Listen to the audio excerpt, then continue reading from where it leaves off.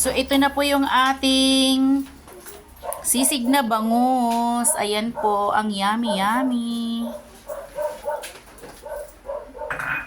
Ayan. Ayan.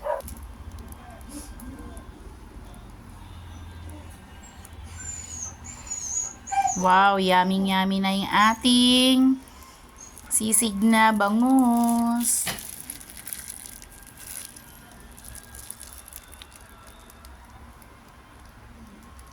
Wow. Ayan na po ang ating sisig na bangus. Ayan, sarap na po kumain. Kain po tayo.